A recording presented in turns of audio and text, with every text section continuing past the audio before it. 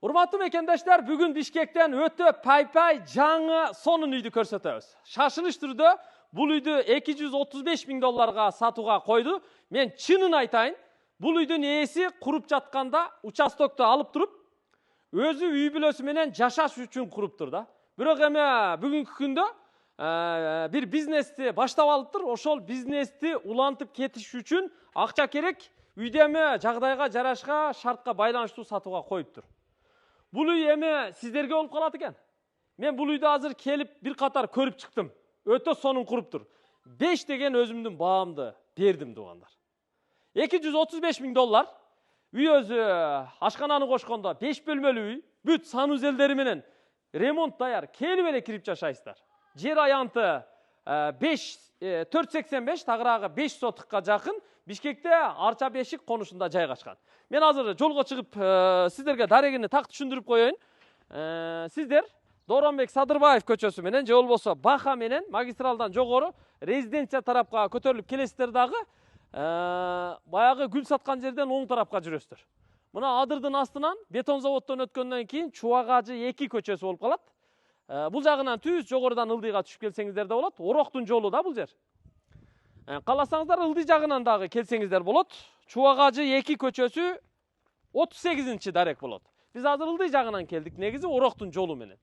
Жогору жагынан келсе да болот. Мына көрүп турасыздар, үйдүн сырткы фасады, айланасын тоскон, дубалдын ичи, сырты бүт клинкер менен бүткөн. Аябай сонун чыгат экен. Көрдүңүздөр? Бул жакта болсо мына гараждын, навестин дарбазасы унаа менен келгенде пультту басканда дарбаза үстүнө сүрүлүп ачылат. Бул жакта болсо үйдүн алдына кире турган калиткасыны, кичине эшигини үйгө тушма-туш кылып орнотуп койгон. Бул дагы ушу панельный дарбаза өтө сонун экен. Көчөдө караңыздар, канализация, центральный канализация эми тартылат экен, бирок септик кылыптыр. Электр жарыгы, электр линиясы бар экен. Мына ылдыйкы жактарга, мына столболорго бүт ушу түнкү жарыктарын орнотуптур. Электр линиясы, интернет линиялары бардыгы бар экен. Бирок газ дагы бар экен, жакшы жери. Жүрүңүздөр эми көрсөтөлү. Бисмилла. 235 миң долларга сатууга койду. Жер аянтын айттым. Мына сырттан киргенде, бул жакта болсо көрүп турасыздар, мына дарбазаны койгон, пультту басканда ушу үстүнө сүрүлүп ачылат. Кайра жапканда бияка өзүнүн ордуна түшүп калат. Дарбазаны ачып эле мына жерге 2 унааны батырып койсо болот. Бияка бирөөнү, бул жакка бирөөнү. Эгер кааласаңыздар, унаа көп болсо, түркүктүн нар жагынан же бер жагынан унааны бул жакка буруп койсо дагы болот да. Бул жакка буруп койсо дагы болот. Бул жерге болсо чакан ушу жашыл зона кылыптыр, газон эгиптир, кара топурактап келип төгүптүр, түнкү жарыктарын да орноткон. Мына көрүп турасыздар, 3 баягы китеп туя орнотуп коюптур. Тагыра китеп туя эгип коюптур. Бул деген баягы книжная туя деп коет, арча дарагы. Нар жагы очоккана болгон. Очокканага да бир кирип баш багып койсоңуздар болот негизичи. Бул жагы очоккана болгон, көрдүңүздөр? Очоккана дагы өтө сонун. Шашлык бышыра турган жери, мына бул жактары бүт темирден тоскон. Мына бул жери рабочий зонасы, идиш жуа турган жайы бүт кафелденген полунан бери. Көрүңүздөр мына. Шыбын болсо жыгачтан жасаган. Анан ал жердеги дизайнды караңыздар, дизайн өтө сонун чыгыптыр ушул жерчи. Сиздерге лайфхак. Өтө сонун дизайн болуптур да. Анан эми калганын дагы сыртка чыгып түшүндүрүп беребиз. Анан төрдө дааратканасы да бар экен. Бул жер эми үйдүн кире бериши. Үйгө 2 эшик менен кирип чыкса болот экен негизи. Бул негизги кирип чыга бериши эшиги. Бул жерде мына тепкичтерин бүт кафелден жасаган. Бул жагы терраса болгон үчүн көрүп турасыздар, мына айнектерини бүт баягы закаленный айнектерден тосмолорун жасаган да. Бисмилла, келиңиздер. Бул жерге мына чыктык. Чыкканда эле бул жер мына тапчан. Мына бул жерге атайын ушу стул тапчан коюп койсо, бул жакта ушу ашканадан кирип чыга берсе боло берет. Ашканадан. Анан үйдүн сырткы фасады мына клинкер менен жасалган. Ичинен ушу базальт менен жылуулап туруп, анан клинкер менен бүт каптап чыккан да. Жарыктарын да бүт койгон мына. Көрдүңүздөр, бүт софиттери коюлган, өстүрмөлөрү баардыгы ушу тынике каражаттарынан, тынике фон менен жасаган да. Анан мына бул эшиги дагы көрүп турасыздар, алюмин термопрофилдеринен жасаптыр. Так, бут кийимди чечип, эми үйгө кирели. Бисмиллахир-рахманир-рахим. Мына кирип келдик. Бул сиздердин үйүңүздөр буюрса. Бул жер далис.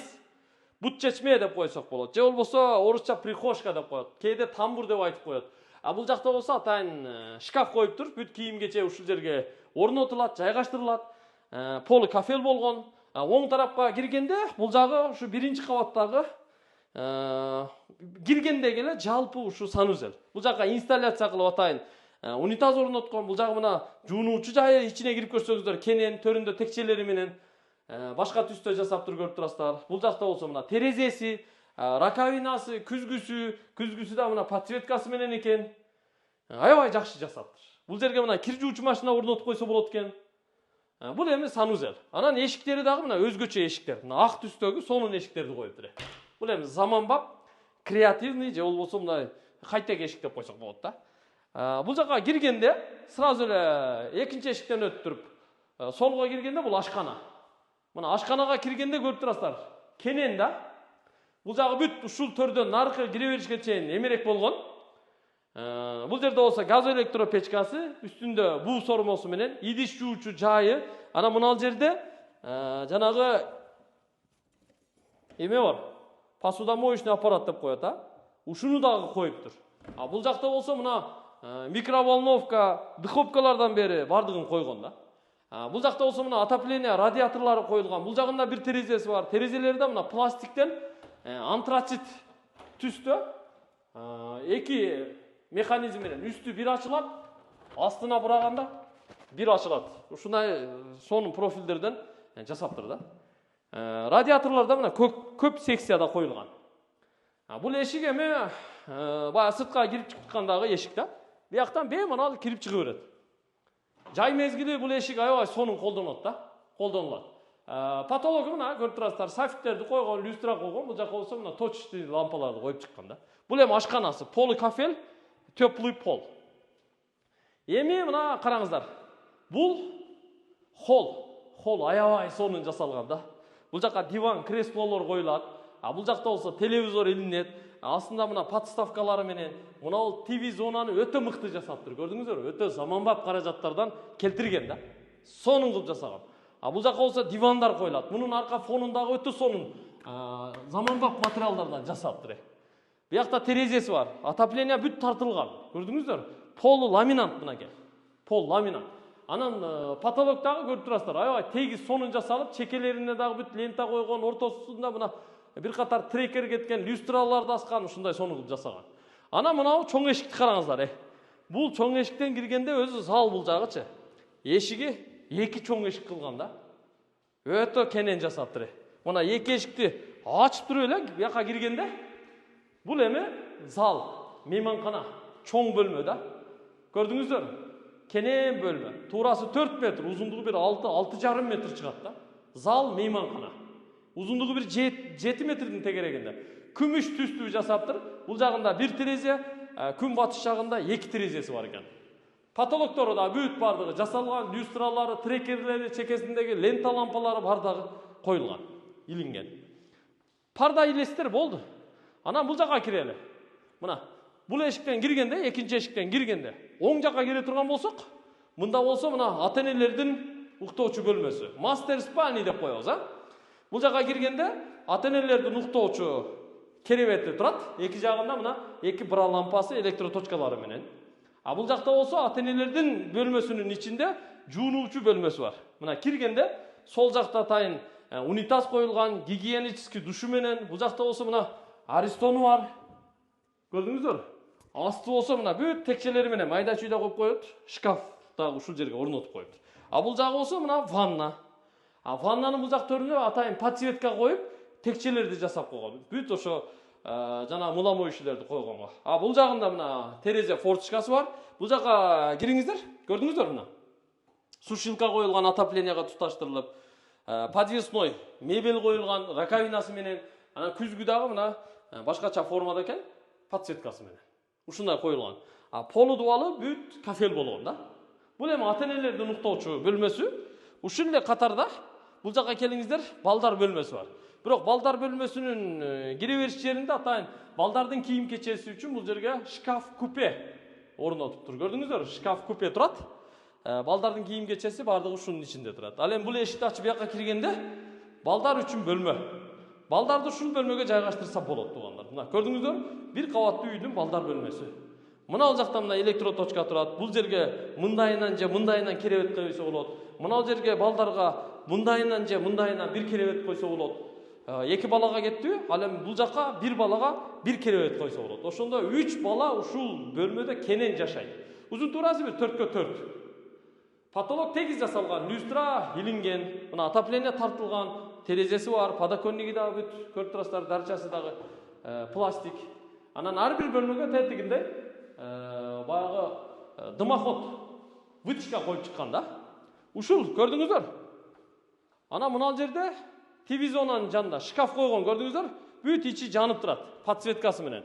Майда чүйда сувенир, идиш, аяк бардыгын ушунун ичине коюп койсо, аябай сонун болот. Муну дагы өтө заманбап жакшы жасаптыр. Тегиз чыгыптыр да. Кыскасы үй мага жакты. Мен бул үйдүн ремонтун дагы бааладым, планировкасын да бааладым туугандар. Анан мына краска дагы аябай сапаттуу, жакшы, моющий краска менен краскаланыптыр. Мында иреттүү жасаган да, иреттүү жасаган. Менимче көргөндөр бардык эле бул үйдү жактырып калса керек. Эми үйдүн ээси аябай жакшы ниет менен өзүм жашайм деген ниетте курган экен, бирок азыр ошо бир бизнес баштап атыптыр. Ошол бизнести улантып кетиш үчүн ушул үйдү сатышка туура келиптир да. Анан эми бияка келиңиздер. Бул жака келгенде мына тепкич турат. Бул жак эмне деп ойлойсуздар? Бул жак котельный. Атайын тепкич жасаган, эшигин койгон, ачып киргенде эле мына котельный. Көрдүңүздөр? Печканы койгон, аристонду койгон, бүт системаны тарткан, мына коллекторларды койгон, теплый пол дагы бар, электр тогу киргизилген. Бул котельный печка. Анан газды киргизгенден кийин бул жака газ печкасын коюп алса, болду. Газ менен дагы, көмүр отун менен дагы үй жылый берет, ысый берет. Анан мына жерге дагы бир өзгөчө эшик коюп койгон. Көрдүңүздөр? Бул эшикти ачып туруп, бул жака ошо үйдүн арт жагына өтсө болот. Үйдүн бул жагында да мына 1 метр кенен жери бар. Артында да ошондой 1 метр кенен жери бар. Баягы велосипед, майда чүйдө ашкан тушкан нерсени бүт ушул жака жайгаштырса болот да. Анан түнкү жарыктары дагы мына караңыздар, мындай бра лампалар бүт бардыгы коюлган. Түнү дагы жарык болуп жанып турат да. Бул жака келиңиздер, мен азыр мынал жагын да көрсөтөйүн. Мынау сливтерди көрдүңүздөрбү? Жамгырдын суусу бүт мынау сливтер аркылуу ошо септикке же көчө жакка чыгып кеткен да. Бүт бардыгын иреттеп монтажлаган. Бул жака атайын баягы арча дарактарын отургузуш үчүн ушундай казанчаларды жасап чыгыптыр. Буга кабель тартып келип, мына жагы түнү астынан жанат экен. Бүт кафелдеп сонун кылып жасаптыр. Бул жерге бир дарак, бул жерге бир дарак, бул жерге бир дарак. Ушундай дарактарды эгип отургузганга атайын ушундай казанчаларды жасап чыгыптыр. Анткени бул жагы 2,5 метр кенен экен да. Мына жактарын бүт декор кылып койгон. Арка жагы эми кошуна менен ортодогу дубал, пескоблок, пока бул жагы жасала элек. Нар жагы деле жасала элек. Үйдүн арт жагы дагы кенен да. Бемарал нарагынан берагынан айлана берсе болот да. Өстүрмөлөрүн да бүт мына тыныке фон менен өтө мындай иреттүү, ыраттуу, сонун кылып ордотуп чыгыптыр да, кагып чыгыптыр да. Анан жакшы жери мына караңыздар. Мына жерде аябай жакты да. Закаленный айнектен жасап коюптур. Сонун мага жакты. Анан бери келиңиздер, дагы бир нерсе калып кетпесин. Бул жакта болсо ажатканасы бар. Мына эшикти ачканда, ичкери киргенде ажатканасы бар. Атайын ажаткана жасап коюптур бул жакачы. Сонун бекен туугандар. Ушул. Эми болгондой, кандай болсо ошондой, орусча айтканда как есть көрсөттүк туугандар. Бизди билесиздер го, болгондой көрсөтөбүз. Бирок баасы $235,000 кеми бар. Буга чейин бул үйдүн баасын ошо $250-255,000 деп чыгарган экен эле. Азыр эми биз келдик, өзүбүздүн оюбузду айттык. Мындайча айтканда мындай маслихат кылып, кеңешип туруп, анан $235,000 деген бааны койдук. Эми сүйлөшүп көрүңүздөр. Документтери бар экен, так экен, сүйлөшөсүздөр, келишесиздер. Локация сонун. Бул жерде мына орок жакта мектеп, бала бакчалар курулуп жатат экен. Мечит бар мына жакын жерде. Кааласаңыздар, мына Бахадагы мечитке, Жалдагы мечитке барсаңыздар болот. Транспорт нарак-барактан бул жерде маселе болбойт көрсө. Ушул болгондой көрсөттүк, анда видеого лайктан басып, комментарий жазып коюңуздар. Үй кимге насип кылат, аны биз билбейбиз. Бир гана жараткан Аллах Таала билет. Ушул үйдү ким алган болсо, бир күн бизди чакырып койсун. Силер себептүү, тез кабар себептүү биз үй сатып алдык эле. Келгиле бир чай ичип кеткиле. батаңарды бергиле, же болбосо биз силерге бата берели деп чакырсын. Даам сызып чай ичип кетели. Жакшы тилек, ниет. Көрүшкөнчө, ассаламу алейкум.